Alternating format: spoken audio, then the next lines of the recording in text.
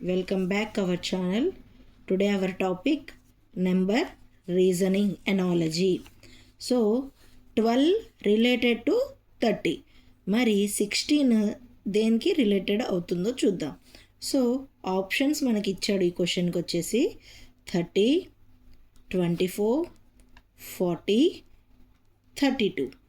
Okay, so 12 ఏ విధంగా first related అవుతుందో చూద్దాం. సో 12 ఉంది.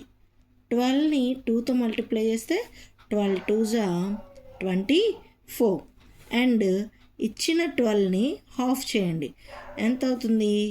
ఎగ్జాక్ట్గా 6. సో 24 + 6 30.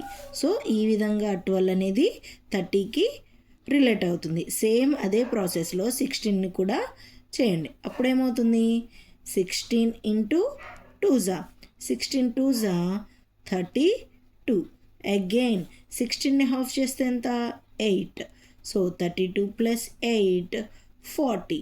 40 మనకి ఎన్న ఆప్షన్స్లో ఎందులో ఉంది? Option C. So option C our answer. Next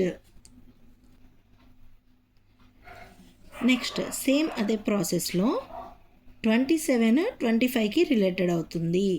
మరి 27 25కి ఏ విధంగా రిలేటెడ్ అవుతుందో ఫస్ట్ చెక్ చేద్దాం. సో 27 నుంచి 2 పోతే ఎంత? 25. సో ఇక్కడైతే అప్లికేబుల్ అయింది. సేమ్ ప్రాసెస్ ఇక్కడ కూడా అవుతుందో లేదో చూద్దాం. 28 - 2 28 - 2 26. 26 అవర్ ఆన్సర్. కానీ ఆప్షన్స్లో 26 లేదు కాబట్టి ప్రాసెస్ అయితే కరెక్టే, కానీ ఆప్షన్స్లో ఆ వాల్యూ లేదు కాబట్టి మనం ఇంకో మెథడ్ని ట్రై చేయాలి. సో ఎలా తీసుకుందాము అంటే 27ని 2 - 7గా, అంటే ఇచ్చిన 2 డిజిట్స్ యొక్క డిఫరెన్స్ రాసుకుంటే ఎంత అవుతుంది? -5. సో -5 హోల్ స్క్వేర్ చేయండి, అంటే స్క్వేరింగ్ చేస్తే ఏమవుతుంది? 25. సో ఆ విధంగా 27 25కి రిలేటెడ్ అవుతుంది. సేమ్ యాజ్ 28 ఏ వాల్యూకి రిలేటెడ్ అవుతుందో చూద్దాం.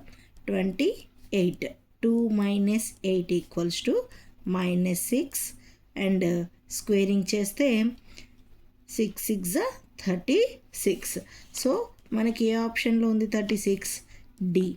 So answer 36. నెక్స్ట్ 37 441కి ఏ విధంగా టాలీ అవుతుందో చూద్దాం. సో 2 డిజిట్ వాల్యూ 3 డిజిట్గా కన్వర్ట్ అయిందంటే కన్ఫర్మ్గా మనకి మల్టిప్లికేషన్ ప్రాసెస్ అనేది ఉంటుంది. సో అది ఏ విధంగా చూద్దాం. 37ని ఫస్ట్ మల్టిప్లై చేయండి. 3 × 7గా మల్టిప్లికేషన్ ప్రాసెస్ తీసుకుంటే 3 7s 21. 21కి స్క్వేరింగ్ చేస్తే 21² = 441. ఆ విధంగా టాలీ అవుతుంది. నెక్స్ట్ సేమ్ అదే ప్రాసెస్ని 19 కూడా ట్రై చేద్దాం. So 19 1 × 9 1 9s 9.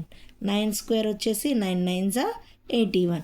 సో ఏ ఆప్షన్లో 81 ఉంది? సి ఆప్షన్లో 81 ఉంది. సో థర్డ్ క్వశ్చన్కి answer 81. Thank you for watching.